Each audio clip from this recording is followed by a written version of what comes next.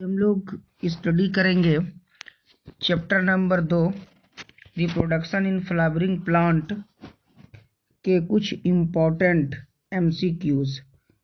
सबसे पहला क्वेश्चन इसमें है the outer wall of pollen grain is composed of one of the most resistant biological material known as। कहता यह है कि पॉलन ग्रेन जो होता है, मान लेते ये पॉलन ग्रेन है, तो पॉलन ग्रेन का सबसे जो ऊपर का लेयर होता है, ठीक है, सबसे जो ऊपर का लेयर होता है वो कहता है बहुत ज़्यादा क्या होता है, रेसिस्टेंट होता है, यानी प्रतिरोधी होता है। तो उसमें कौन सा बायोलॉजिकल मटेरियल पाया जाता है? तो हम लोग ये पढ़े थे कि उसमें स्पोरोपोलेनिन नाम का एक केमिकल होता है, इसलिए इसका सही आंसर क्या होगा, स्पोरोपोलेनिन होगा। चलिए आते हैं दूसरे प्रश्न पर। दूसरा प्रश्न है when the body of the ovule, embryo sac, micropyle and funicle all lie in one straight plane the ovule is. कहता ये है कि अगर when the body of the ovule, कहता है कि ओव्यूल का बॉडी, एम्ब्रियो सैक, माइक्रोपाइल और फ्यूनिकल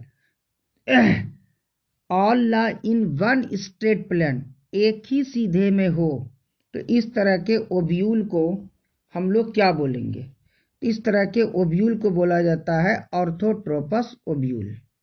ठीक है, इस ओव्यूल को हम लोग क्या बोलेंगे? ऑर्थोट्रोपस ओव्यूल कहते हैं। इस प्रकार के ओव्यूल को हम लोग ऑर्थोट्रोपस ओव्यूल कहते हैं। ऑर्थोट्रोपस ओव्यूल तो नहीं होगा, सॉरी, एम्फीट्रोपस ओव्यूल होगा।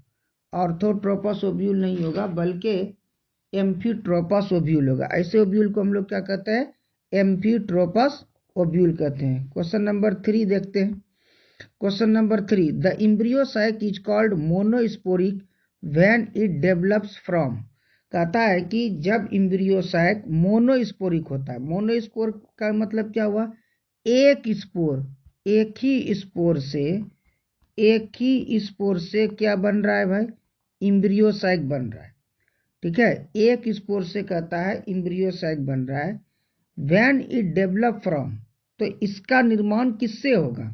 तो हम लोग ये जानते हैं कि मेगा स्पोरोजिनेसिस में 4 मेगा स्पोर सेल बनते हैं। कितना मेगा स्पोर सेल बनते हैं? 4 मेगा स्पोर सेल बनते हैं। लेकिन इस 4 मेगा स्पोर सेल में से केवल 1 मेगा स्पोर सेल जो होते हैं वो फंक्शनल होता है। तो उसी मेगा स्पोर सेल में डिवीजन होगा और उसी डिवीजन से फिर क्या होता है? एम्ब्रियो सैक का निर्माण होता है। तो 1 मेगा स्पोर से अगर एक एम्ब्रियो सैक बनता है तो उसको हम लोग क्या कहते हैं? मोनोस्पोरिक कहते हैं। इसलिए इसका सही आंसर क्या होगा? सही आंसर इसका डी हो जाएगा। इसका सही उत्तर होगा, वो होगा डी। इसका सही आंसर क्या हुआ? डी। चलिए इसको हम क्लियर कर देते हैं।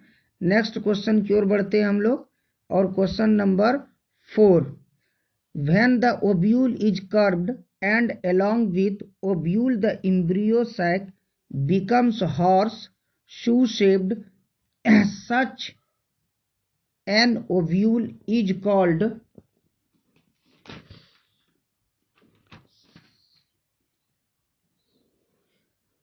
एम्फीट्रोपस ओव्यूल। इस ओव्यूल को हम लोग, तो इसका सही आंसर क्या हो जाएगा? एम्फीट्रोपस ओव्यूल। इसका सही आंसर होगा एम्फीट्रोपस ओव्यूल, यानी कि ये जो है इसका सही आंसर एम्फीट्रोपस ओव्यूल। नेक्स्ट क्वेश्चन की ओर बढ़ते हैं। एक बार फिर से हम लोग, एक क्वेश्चन था उसको थोड़ा सा रिपीट करते हैं। देखिए यहाँ पर हम थोड़ा सा मिस किए थे। इसका सही आंसर ऑर्थोट्रोपस ही होगा। इसका जो सही आंसर होगा, सही उत्तर जो होगा वो ऑर्थोट्रोपस होगा। ठीक है, मिस हो गया था। तो नेक्स्ट क्वेश्चन की ओर बढ़ते हैं हम लोग। 4 नंबर क्वेश्चन जो अभी हम लोग पढ़े तुरंत, जिसका सही आंसर क्या था? एम्फीट्रोपस था। क्वेश्चन नंबर 5 की ओर बढ़ते हैं। When the pollen grains are transferred by the agency of air, this type of pollination is called. कहता है कि जब पोलन ग्रेन का ट्रांसफर, जैसे मान लेते हैं ये एक प्लांट है, ये दूसरा प्लांट है, और यहाँ से पोलन ग्रेन का ट्रांसफर इस पर हुआ, थ्रू किसके हुआ? थ्रू एयर हुआ, हवा के द्वारा हुआ। तो इसको हम लोग क्या बोलते हैं? इसको हम लोग पढ़े हैं कि इसको हम लोग एनीमोफिली कहते हैं, इसको एनीमोफिली कहा जाता है। ठीक है, इसका सही उत्तर क्या हो जाएगा? एनीमोफिली सही आंसर होगा। तो नेक्स्ट क्वेश्चन की ओर बढ़ते हैं हम लोग। 6 नंबर में आइए। The female gametophyte of a typical dicot is called Polygonum type of embryo sac at the time of fertilisation mature embryo sac. देखिए मैच्योर एम्ब्रियोसाइक जब भी होगा, तो ये जो मैच्योर एम्ब्रियोसाइक है, तो मैच्योर एम्ब्रियोसाइक जैसे मान लेते ये एम्ब्रियोसाइक में क्या क्या होता है भाई? तो एम्ब्रियोसाइक में जो होते हैं, सबसे पहले इसमें देखिए 2 सिनर्जीड सेल होता है, 1 एग सेल होते हैं, ठीक है, 3 एंटीपोडल सेल्स होते हैं, और 2 पोलर न्यूक्लियाई होते हैं। और ये 2 पोलर न्यूक्लियाई जिसमें पाए जाते हैं, जैसे ये वाला एरिया जो हुआ, ये वाला एरिया, ये एक ही सेल हुआ, लेकिन न्यूक्लियस इसमें कितना? 1 2। ठीक है, अब देखिए यहाँ भी न्यूक्लियस है, तो यहाँ देखिए 1 सेल 1 न्यूक्लियस, यानी 1 cell 2 cell 3 cell 4 cell 5 cell 6 cell और ये 7 सेल। ठीक है, इसमें 2 न्यूक्लियस है। ठीक है, इसमें एक, इसमें एक, इसमें एक, इसमें एक, इसमें एक, इसमें एक। तो देखो इधर 3 सेल है और 3 न्यूक्लियस है। इधर फिर क्या है? 1 सेल है 2 न्यूक्लियस है। यहाँ क्या है? 1 सेल है 1 न्यूक्लियस है। यहाँ 1 सेल 2 सेल, 2 सेल 1 न्यूक्लियस। इधर सेल है 3 1 4 1 5 2 7 सेल हो गया, और 3 2 5 1 6 1 7। क्या क्या गलत कैसे हो गया भाई? 3 सेल हो गया। ठीक है, 3 1 4 1 5 2 7, 3 सेल में 3 न्यूक्लियस, 3 2 5 1 6 1 7, सॉरी यहाँ पर 2 होगा ना, तो 3 2 5 1 6 2 8, यानी कि 7 सेल्स 8 न्यूक्लियट। ये आंसर नंबर बी होगा। 7 सेल, 3 1 4 1 5 2 7 सेल हो गया। न्यूक्लियस इधर 3 सेल 3 न्यूक्लियस, 1 सेल में 2 न्यूक्लियस 5, एक जो एक सेल है एक यहाँ है न्यूक्लियस, 3 2 5 1 6 हो गया। और उसके बाद 2 यहाँ पर सेल्स है, दोनों में एक एक न्यूक्लियस 2, तो 3 and 2 5 6 and 2 8, और सेल्स कितने हो गए? 7। तो 7 सेल 8 न्यूक्लियट किस में है? बी नंबर में। इसलिए हम लोग का सही जवाब क्या होगा? बी हम लोग का सही जवाब होगा।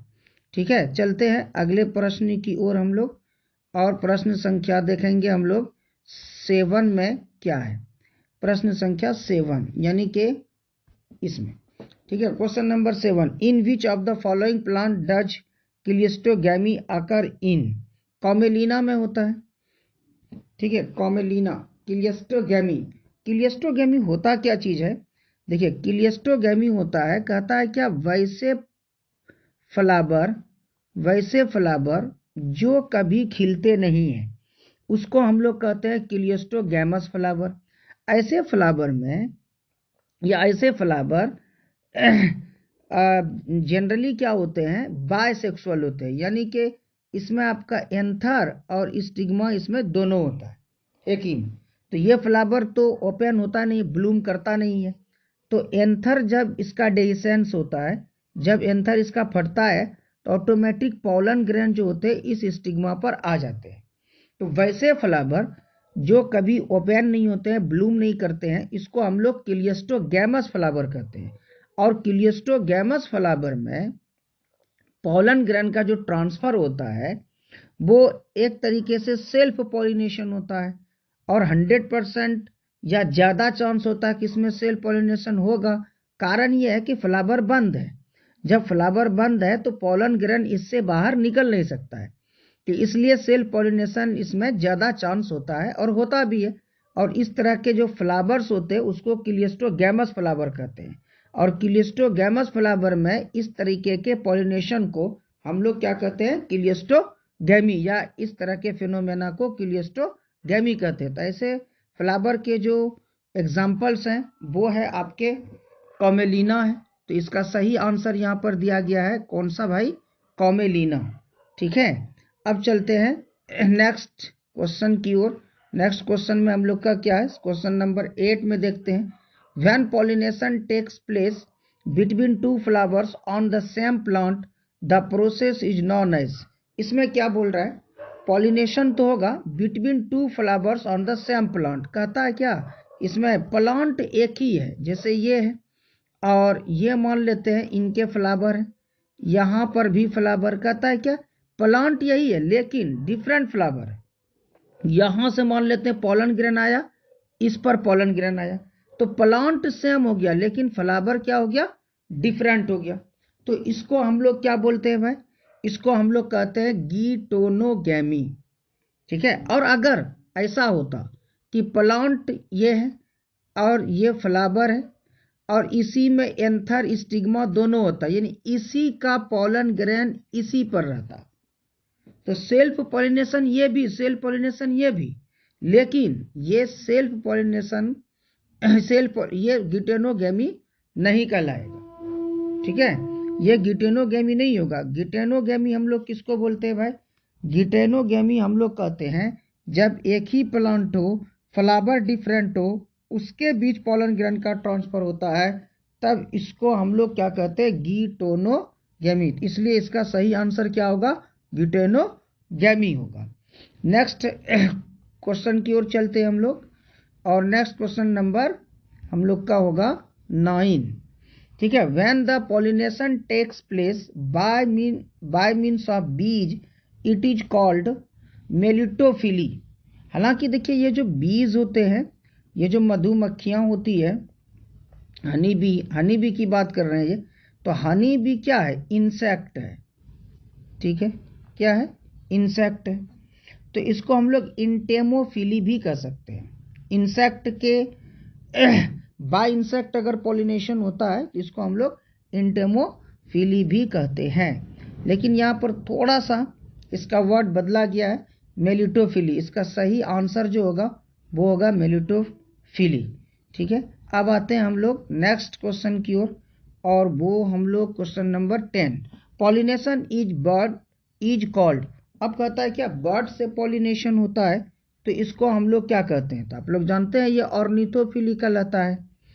बर्ड्स द्वारा पॉलिनेशन होगा तो उसको क्या बोलेंगे हम लोग, ऑर्निथोफिली कहते हैं। ठीक है, नेक्स्ट क्वेश्चन की ओर चलते हैं हम लोग, और जो वो नेक्स्ट क्वेश्चन होगा हम लोग का वो होगा 11 में क्या कहता है, flowers pollinated by snail and slugs are called. देखिए स्नेल वगैरह से जो पॉलिनेशन होता है उसको हम लोग कहते हैं मलाइकोफिली कहा जाता है। फ्लावर्स पॉलिनेटेड, चूंकि ये देखो अब यहाँ पर दिक्कत क्या है, थोड़ा सा देखिए बदल दिया, फ्लावर्स पॉलिनेटेड कहता ऑलरेडी फ्लावर पॉलिनेटेड हो चुका है, तो वैसे फ्लावर को क्या बोलते हैं, मलाइकोफिलस फ्लावर कहते हैं। अगर ये पूछता कि अगर स्नेल के थ्रू पॉलन ग्रेन का ट्रांसफर होता है तो इस प्रोसेस को क्या बोलते हैं, तब हम लोग देते हैं मलाइकोफिली। समझिएगा दोनों बात को, कहता है स्नेल के थ्रू अगर पॉलन ग्रेन का ट्रांसफर हो जाए from one plant to the another plant, ठीक है, तब इस प्रोसेस को हम लोग क्या बोलेंगे, then this type of process is known as malacophily and this type of flower is known as Malacophilous flower. So correct answer is C, Malacophilous. Okay, ये होगा हम लोग का सही आंसर। नेक्स्ट क्वेश्चन की ओर बढ़ते हैं, question number 12, endosperm cell of an angiosperm has 24 chromosomes, the number of chromosomes in the gamete would be. क्या कहता है ये, एंजियोस्पर्म कोई प्लांट है उसमें इंडोस्पर्म बनता है। अब भाई इंडोस्पर्म क्या होता है, इंडोस्पर्म, देखिए इंडोस्पर्म क्या है, इंडोस्पर्म बनता कैसे है। देखिए इंडोस्पर्म का जो फॉर्मेशन होता है, आप पहले ये समझिएगा, देखिए ये जो इम्ब्रियो सैक होता है, इम्ब्रियो सैक समझना थोड़ा जरूरी है यहाँ पर। इम्ब्रियो सैक, ये मान लेते इम्ब्रियो सैक है, तो इम्ब्रियो सैक में यहाँ पर दो पोलर न्यूक्लियाई होता है, ये दोनों हैप्लॉइड होता है, एन एन है, ठीक है। लेकिन गैमीट से फ्यूजन करने से पहले ये जो दोनों पोलर न्यूक्लिया है एन एन, ये एन एन है, ये दोनों पोलर न्यूक्लिया फ्यूजन करता है और एक ही न्यूक्लियस बनाती है, जो क्या हो जाएगा 2n। इसका नाम क्या होता है, सेकेंडरी न्यूक्लियस। इसका नाम क्या है, सेकेंडरी न्यूक्लियस। अब देखिए जो सेकेंडरी न्यूक्लियस हुआ, ये सेकेंडरी मान लेते हैं कि ये सेकेंडरी न्यूक्लियस है, ये सेकेंडरी न्यूक्लियस कितना है भाई 2n, ठीक है। अब सेकेंडरी न्यूक्लियस मेल गैमीट, ये n है, अब इससे फ्यूजन करता है तो एक और न्यूक्लियस बनेगा, तो हम लोग इसको 3n बोलते हैं। ये कौन है, प्राइमरी इंडोस्पर्म न्यूक्लियस, इसी से आगे डिवीजन करता है और फाइनली इंडोस्पर्म बनता है। तो इंडोस्पर्म हमेशा क्या होता है, ट्राइप्लॉइड होता है, ये याद रखना है। इंडोस्पर्म हमेशा क्या होगा, ट्राइप्लॉइड होता है। अब देखिए इसमें कहता है endosperm cell of angiosperm has 24 chromosome.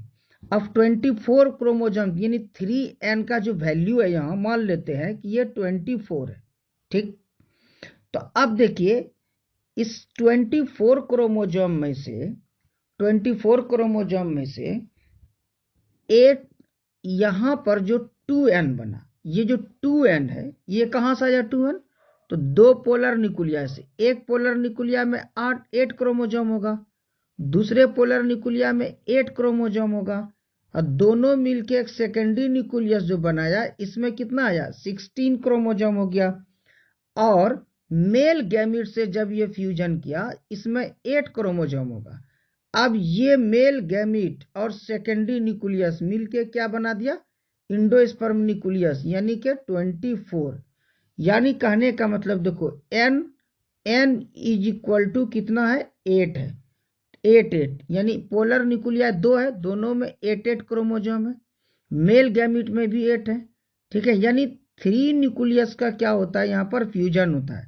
इसको हम लोग ट्रिपल फ्यूजन भी बोलते हैं, ये जो 3n वाला बनता है, ठीक है। इसलिए इसका सही आंसर क्या होगा भाई 8, यानी ऑप्शन नंबर ए, ठीक है। अब आते हैं नेक्स्ट क्वेश्चन की ओर आते हैं, और वो है हम लोग का 13 number.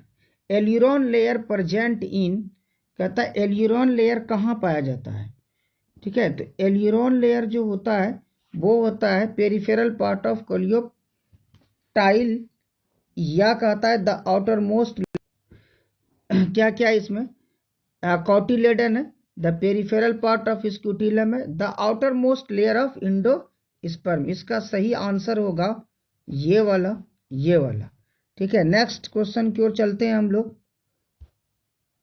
14 number. Which of the following is not correct about pome, कहता है क्या पोम से रिलेटेड इसमें से कौन सा करेक्ट नहीं है, सही नहीं है, ठीक है। तो ये fruit develop from an apocarpous superior ovary, ये सही नहीं है। तो इसका आंसर क्या हो जाएगा, बी नंबर आंसर हो जाएगा। नेक्स्ट क्वेश्चन की ओर चलते हैं हम लोग। नेक्स्ट क्वेश्चन हम लोग का होगा question number 15, okay. Which of the following is a true fruit, कहता है इसमें से ट्रू फ्रूट कौन है भाई। तो देखिए एप्पल तो ट्रू फ्रूट है नहीं, सबसे पहला नंबर है कोकोनट, हम लोग का ट्रू फ्रूट होता है, तो ये इसका आंसर सही होगा कोकोनट। नेक्स्ट क्वेश्चन 16 है, 16 द एडेबल पार्ट ऑफ लीची, लीची का एडेबल पार्ट क्या होता है, मतलब हम लोग लीची का कौन सा पार्ट खाते हैं, तो सीधा सा बात है एरिल खाते हैं हम लोग, ठीक है। लीची का एरिल खाया जाता है, तो ये आंसर इसका क्या होगा, ऑप्शन नंबर सी इसका करेक्ट है। नेक्स्ट क्वेश्चन की तरफ चलते हैं, 17, question number 17। The number of meiotic division is also known as meiosis division, okay, required to produce 400 seeds in pea plant is, कहता है कि इसमें कितना मियोटिक डिवीजन होगा। देखिए ये थोड़ा सा समझाने में समय लग जाएगा, अभी आप याद रखिएगा किसी दिन हम इसको अलग से शॉर्ट इसमें क्वेश्चन की तरह इसको हम समझा देंगे। तो इसका आंसर होगा 500, यह आंसर इसका सही है। नेक्स्ट क्वेश्चन है हम लोग का question number 18, removal of the anther from the flower bud before the anther dehiscence is called. कहता है removal of the anther from the flower. मान लेते हैं कि ये एक फ्लावर है, ठीक है, ये इसका स्टेमन, एंथर और फिलामेंट है, ठीक। Anther from the flower bud before the anther dehiscence, कहता है कि ये जो एंथर है ये डेहिसेंस होने से पहले यानी फटने से पहले अगर इस एंथर को यहां से रिमूव कर दिया जाए तो इसको हम लोग क्या कहते हैं, इमस्क्यूलेशन कहते हैं। और रिमूव किए हुए फ्लावर, जैसे ये अगर कोई फीमेल फ्लावर ये होगा, मेल फ्लावर है, अब मेल और फीमेल दोनों है, एंथर को हटा दिए और यहाँ खाली स्टिग्मा है, और इसको अगर ढक देंगे हम लोग किसी चीज से कवर कर देंगे तब इसको हम लोग बैगिंग बोलने लगते हैं। लेकिन सिर्फ और सिर्फ एंथर को रिमूव करते हैं, इसको हम लोग क्या कहते हैं, इमस्क्यूलेशन। तो क्वेश्चन नंबर 18 का करेक्ट आंसर जो होगा वो सी नंबर होगा, ऑप्शन इमस्क्यूलेशन। ओके, नेक्स्ट क्वेश्चन हम लोग का क्वेश्चन नंबर 19 देख लेते हैं।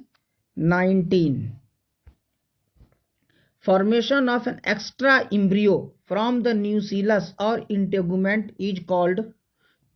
कहता है क्या एक एक्स्ट्रा इम्ब्रियो बनता है, फॉर्मेशन ऑफ एक्स्ट्रा इम्ब्रियो, ठीक है, इम्ब्रियो सैक भी हो सकता है ये, ठीक है। तो इस जब देखिए एक जो सीड होते हैं उसमें जनरली एक इम्ब्रियो सैक होते हैं, लेकिन कभी कभी एक से ज्यादा होते हैं, तो उसको हम लोग पॉली इम्ब्रियोनी के नाम से जानते हैं। इसका सही आंसर होगा पॉली इम्ब्रियोनी। नेक्स्ट क्वेश्चन हम लोग का question number 20, transfer of pollen grain from anther to the stigma of different plant. Different plant, मान लेते हैं कि ये एक प्लांट है और ये प्लांट बहुत दूर में, ठीक है, यहाँ फ्लावर है, यहाँ भी फ्लावर है, ये मेल फ्लावर है, ये फीमेल है, यानी यहाँ स्टिग्मा है और यहाँ एंथर है, और यहाँ से पोलन ग्रेन यहाँ जा रहा है। Transfer of pollen grain from anther, anther से स्टिग्मा पर जा रहा है, डिफरेंट प्लांट है, तो इसको हम लोग क्या कहते हैं, क्रॉस पॉलिनेशन कहते हैं। अब क्रॉस पॉलिनेशन में क्या क्या होता है भाई, बहुत चीजें होती है क्रॉस पॉलिनेशन में, ठीक है। क्रॉस पॉलिनेशन में ये सबसे पहला, अब दोनों अगर सेम वैरायटी का है तो इसको हम लोग जीनोकेमी कहते हैं, और अगर ये प्लांट और ये प्लांट अलग अलग वैरायटीज के हैं या अलग अलग सब स्पेसीज के हैं तो फिर इसको हाइब्रिडाइजेशन बोलेंगे। यहाँ क्लियर तो नहीं है, सिर्फ दिया गया है कि डिफरेंट प्लांट है, इसका मतलब ये सेम वैरायटी होगा, सेम सब स्पेसीज होगा, ठीक है। तो ये क्रॉस पोलिनेशन का जीनोगैमी कहलाते हैं। ओके, तो ये कुछ इंपॉर्टेंट क्वेश्चंस थे, ठीक है, इसे बार बार आप लोग देखिएगा तो बहुत फायदा होगा। इसी सब से क्वेश्चन आएंगे 2025 में आपके जो फाइनल एग्जाम होंगे। Thank you.